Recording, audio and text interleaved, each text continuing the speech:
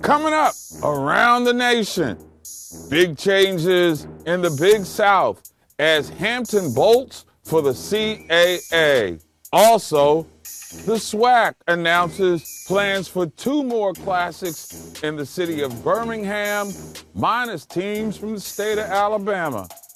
And the countdown to the CIAA tournament in Baltimore is on, and we're set to get ready for the festivities in Charm City. The bus is gassed up and we're ready to roll on the road throughout the HBCU Sports Nation. And we're pulling out now. 1, 2, 3, hit it! Black out and move. Ride, come on! Black College, stand up! HBCU! Hey, what's up, fam? It's the HBCU OG, Mark Gray. Thanks for hanging out with us on the HBCU Sports Nation. Don't forget to subscribe here at the bottom of the page, and also check out the Sure Shot on Smash Entertainment. And remember, subscribe to the YouTube channel so you can be on top of all the Black college news that you need to talk about. And we've got a lot to get to in a little bit of time, so let's get after it with this week's headlines.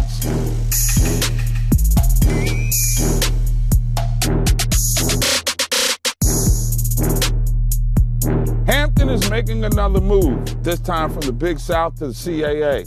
Hampton makes that move after only 2 years in the Big South, following an abrupt departure from the MEAC.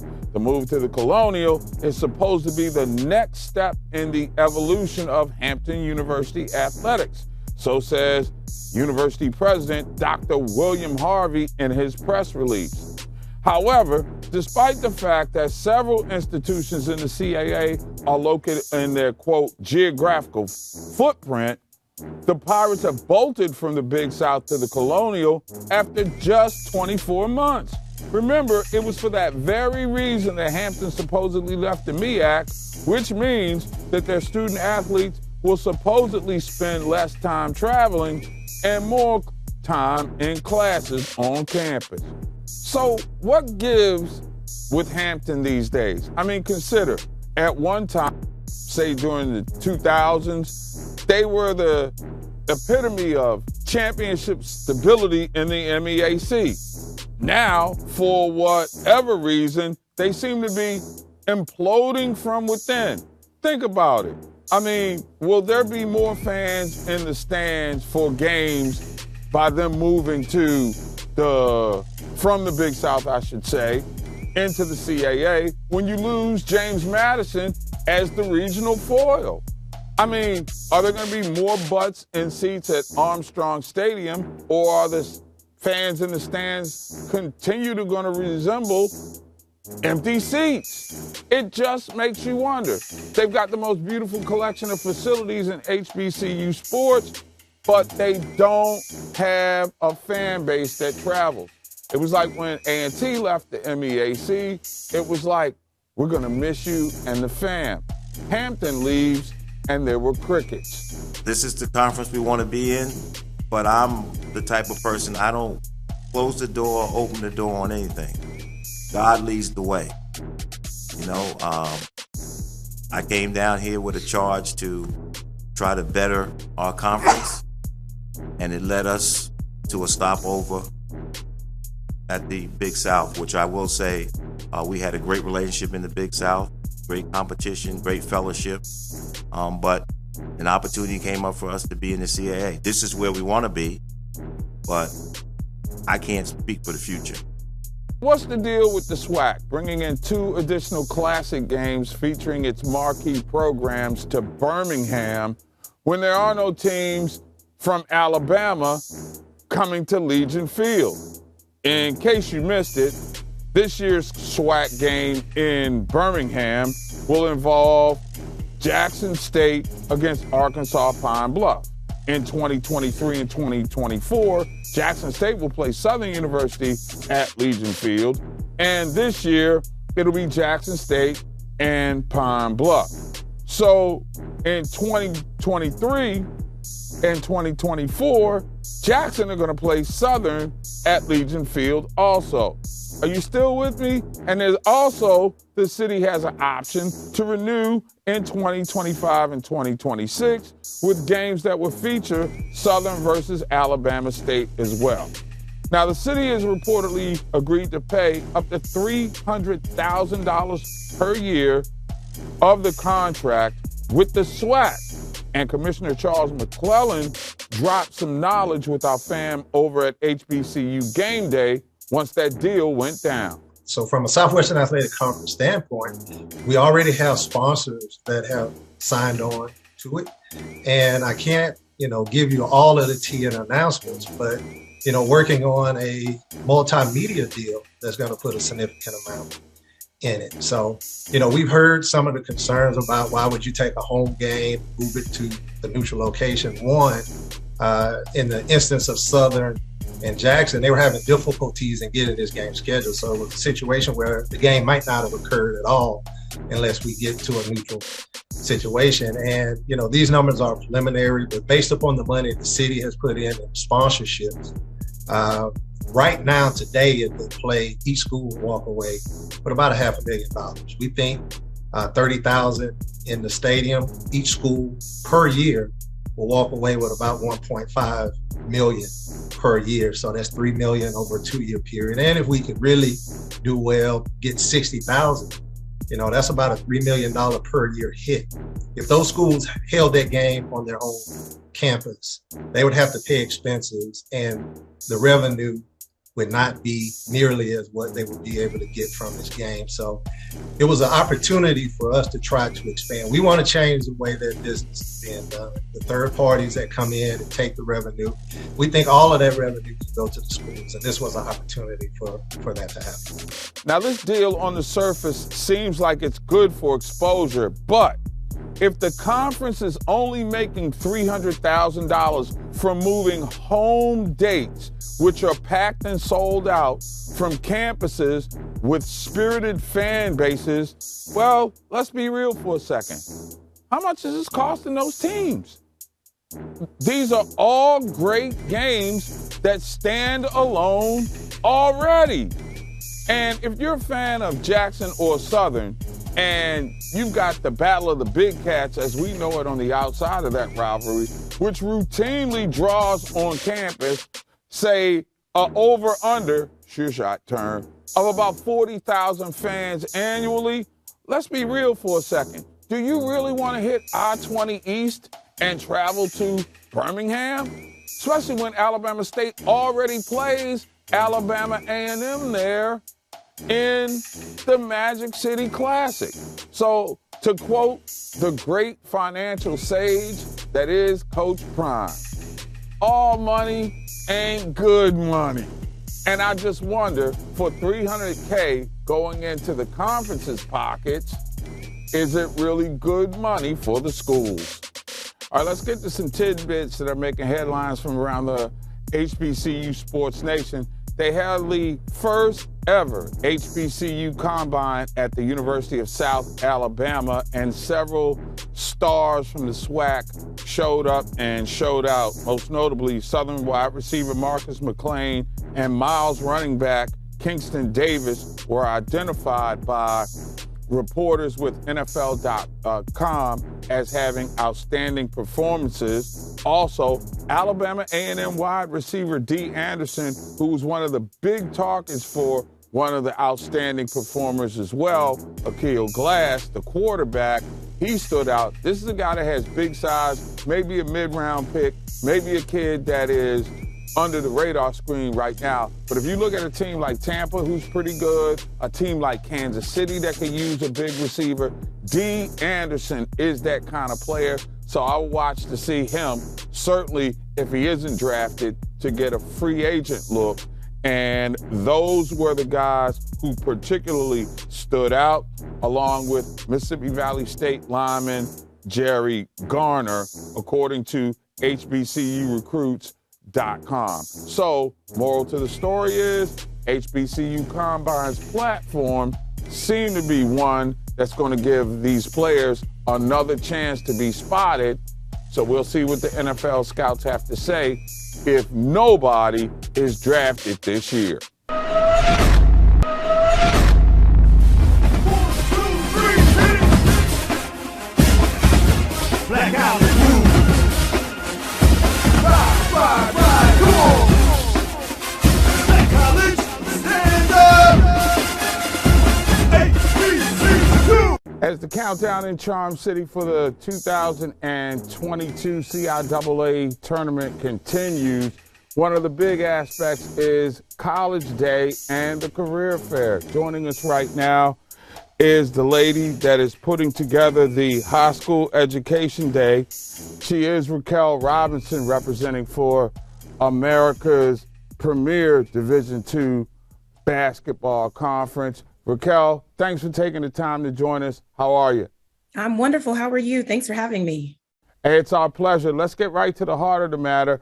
Once again, due to the pandemic, the CIAA is going to continue its tradition of having a college expo as part of its tournament experience, but it will be virtual once again. Tell us how that's going to work. Definitely. So it was a hard decision, but our students and our staff come first. Due to COVID and the increased numbers in Baltimore and surrounding states, we wanted to cancel the in-person event for the students, but it's still being presented by Army ROTC, and it will be held virtually February 22nd from 10 a.m. until 1 p.m. on the virtual platform that we used this past year called VFairs. So it's the virtual CIAA vibe. And let's talk about the vibe of the expo itself. What do you hope students who visit the virtual experience on that day gain for the moments that they spend while attending it? Definitely. So in person, Education Day is one of the conference's most popular events during the CIAA basketball tournament. Students have the opportunity to meet college recruiters now in virtually, and hopefully next year in person, from Maryland, North Carolina, South Carolina, Pennsylvania, Virginia. They learn tips to prepare themselves for college, to apply for financial aid, and what the collegiate experience is. And what we know, and what I know, because I'm a CIAA alumnus, is that CIAA is for life.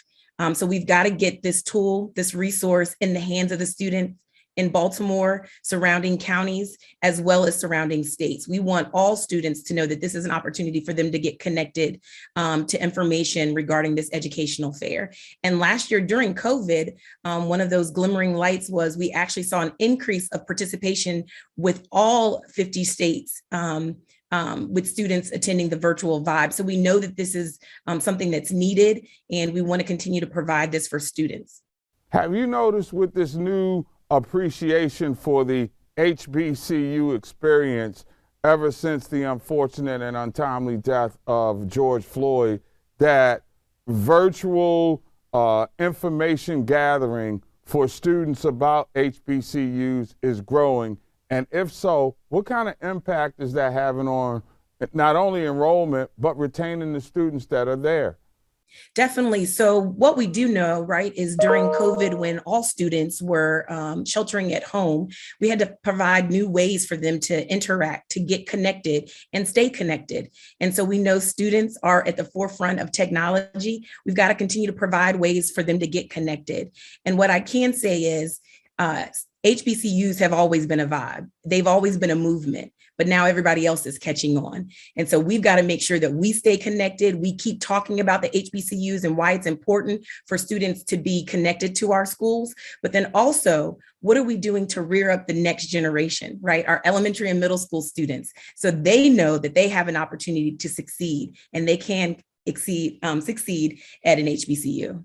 All right, lastly, before I let you go, talk to me for a second about showing the experience.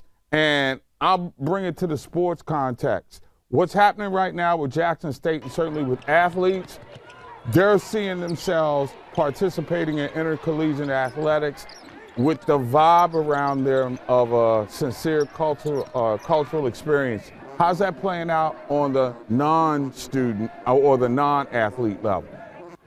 Yep. So I was never an athlete at the collegiate level, but what I do know is even if you don't play sports, there's something at every HBCU for every student. I sing, I was in the gospel choir. I was a student president. I was a queen while I was there. I was a student ambassador for the admissions office. I got connected to my major, which was psychology. So I was a part of the psychology club. I grew up in Northern Virginia. So I was part of the Northern Virginia Pre-Alumni Association. So there is something at every single school for you. And guess what? Even if you don't play, you want to see the band, you want to see the cheerleaders, you want to be a part of the vibe, the crowd, the roar. It's a feeling, it's a vibe, and CIAA is here. We're coming to Baltimore, Charm City. Come, connect, be, and let's do it safely. So where'd you go to school? I went to the Virginia State University. I want a place where all may go and drink from the fountain of knowledge. 1882, Alfred W. Harris. So in the words of Orange and Blue, my favorite cheerleaders go, woo, woo. You know what I'm saying? That's it. And some of my best girlfriends are woo-woo. So I'm excited to see them in person. Again, we all had to shelter at home. Athletics were canceled last year. Those seniors who wanted to play in that championship game did not get that chance, but we want to do this safely. There are COVID protocols. And so we want everyone to go to the CIAA.com page, click on tournament basketball, and then see all of the information regarding all of the COVID protocols and all of the amazing events that are happening. They also have the schedule listed for each of the days during the week so that you can get connected and you can feel a part of this vibe. That's Raquel Robinson. She is holding things down as the lady who is coordinating the CIAA Career Expo, well, the CIAA Education Day. And we look forward to seeing you in the virtual space and hopefully, face to face sometime in the not too distant future. Thanks for joining us in the HBCU Sports Nation. I appreciate it. You all are doing amazing work. Keep getting the word out. People are listening. People are getting connected because of what you're doing. We appreciate you. Thank you.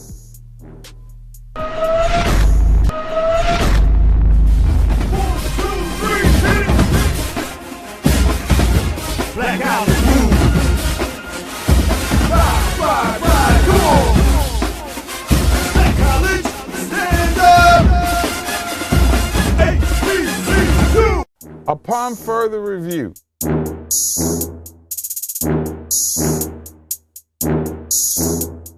we've got this newfound proliferation for appreciating the HBCU experience by the mainstream, and we find itself making its way to the coaching sideline, not only in football, but in basketball as well. It seems like the career remix is now making its way to the college basketball sideline. And is it too now derailing opportunities for the HBCU lifer, like say a Damon Wilson at Bowie State, to really get his? I ask that question right now because I'm looking at what happened at Bethune-Cookman.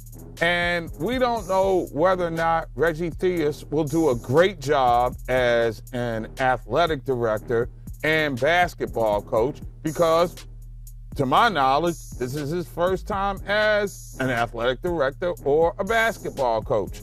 So while Bethune-Cookman sort of unceremoniously pushed Lynn Thompson aside, Thompson has reappeared as one of the key components to the staff of Sonia Stills in the MEAC.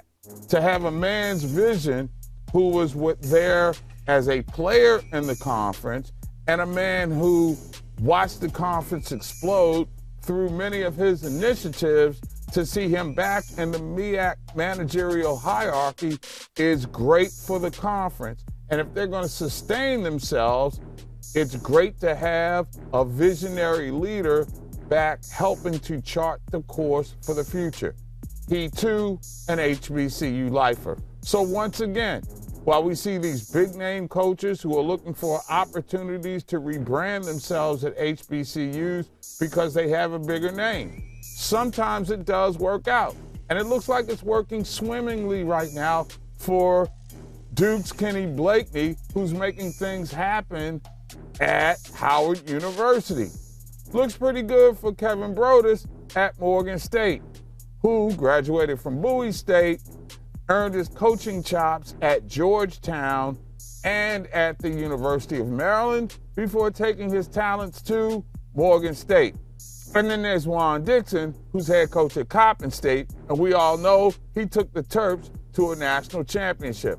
But when you look at guys with the pedigree from the high-end school, that's 2 in one HBCU conference from what would appear to be PWI schools that are taking away opportunities from guys who may have been making their way up the ranks.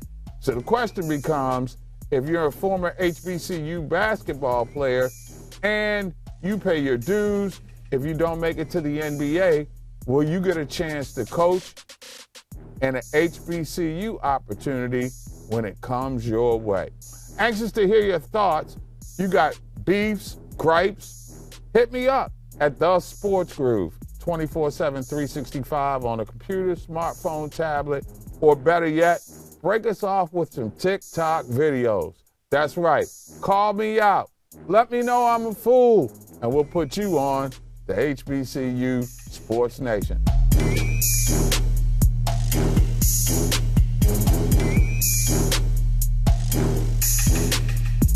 That's going to close the book on this edition of the HBCU Sports Nation. Don't forget to hit like and subscribe down here, and also make your way over to the Smash Entertainment channel on YouTube for all the news that's fit to talk about from entertainment with the Hollywood Smash, and of course, the Sure Shot, where we break you off with the knowledge that you need to know about when placing those bets on games of chance for entertainment purposes only. Remember, Smash Entertainment on YouTube. That's going to close the book on this week's trip around the HBCU Sports Nation. We'll be back to keep you in the know again next week as we count down to the Super Bowl and get you set up for the CIAA. For the cast and crew of the Sports Nation, I'm Mark Gray. Holla, holla back now. You hear?